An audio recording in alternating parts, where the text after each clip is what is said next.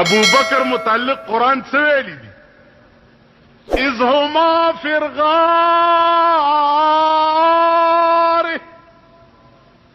لا تحزن ان الله معنا اذ هما فی الغار لا تحزن ان الله معنا. معنا پدی علماء پوئیگی معنا د متکلم مع الغیر صیغه دا. اذ هما فی الغار لا تحزن ان الله معنا. معنا د څه صیغه دا؟ وایلک متکلم مع الغیر. متکلم مع الغیر دا معنا چې پیغمبر ابو بکر ته وایي چې ابو بکر په دې غار کې چې څومره خدای ما سره دی دومره تا سره. ابو بکر په پتون د پیغمبر سر پروت دی اوده دی. ابو بکر کمیس وشلولو او ټولې سوړې په غار ثور کې بند کړې چې کفار ګرځي چې زما محبوب چرته څوک نه ګوري او دته تکلیف ونشي. یو سوړه پاتې و چې هغې دپاره ټوټه نه وه نو پکې پونده کېښوه. پونده کېښوه دننه نه مار وچیچلو.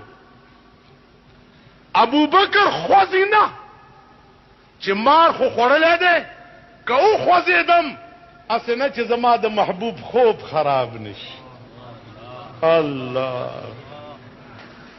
مار چیچلی دی او خوځېلی ډېر ساعت تیر شه د سردار کونین په مخ مبارک د ابو بکر د سترګو نه اوښې پرېوت.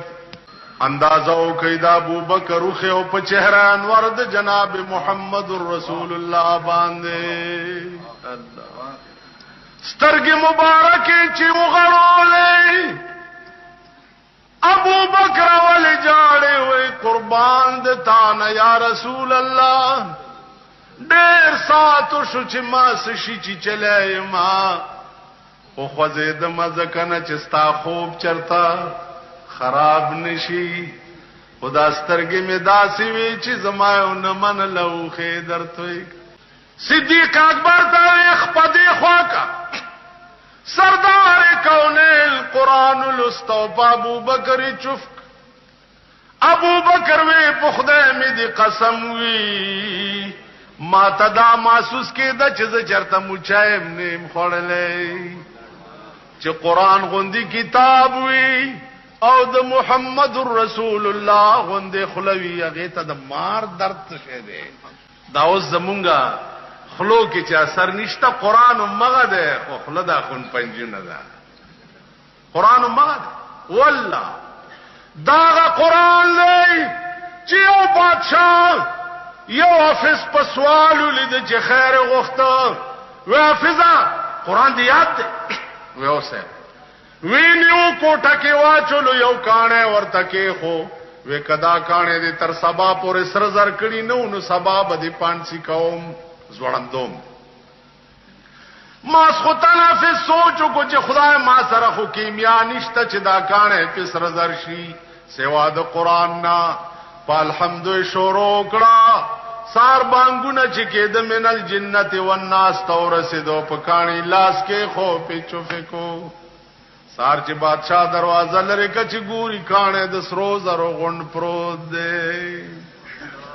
قرآن خو د هر مرض دارو دی که نه کم مرض دی چې د هغې علاج په قرآن کې نشته. چې ابو بکر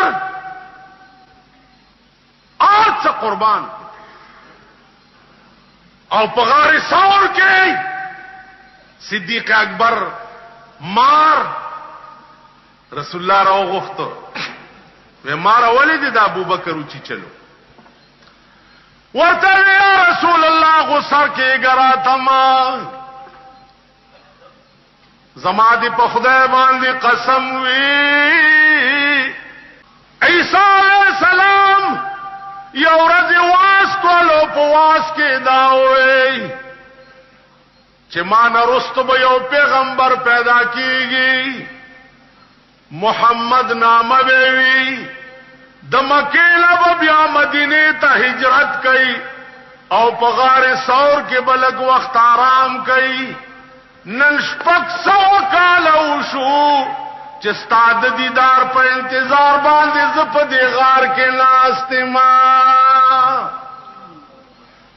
په دغه سوره کې ما تا ته کتل ابو بکر ټولې سوړې خو بند کړې دا یوه پاتې وه چې ما پکې تاله کتل په هغې کې د پونده کېښوه نو یا رسول الله ستا په عشق کې داسې غرقم چې په ځان پوه شوی نه یم ابو بکر مې وچی چلو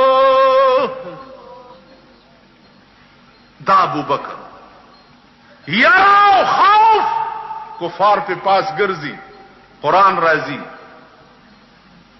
لا تحزن ان اللہ معنا معنا اے ابو بکر میرے گا ان اللہ معنا خدای تا ما دواړو سره یو شان دی څومره خدای چې په دې غار ثور کې ما سره دی دومره تا سره ما او تا دواړو سره دریم په دې غار کې یو برابر د خدای ذات ته چې اون یری کوم ابو بکر سره چې خدای په غار ثور کې و کوم ابو بکر سره چې خدای په غار ثور کې و کوم ابو بکر چې په مدینه کې سره د جناب محمد رسول الله په لاس پروت دی هغه ابو بکر خراب دی او سور له سوا کال رستو تاسو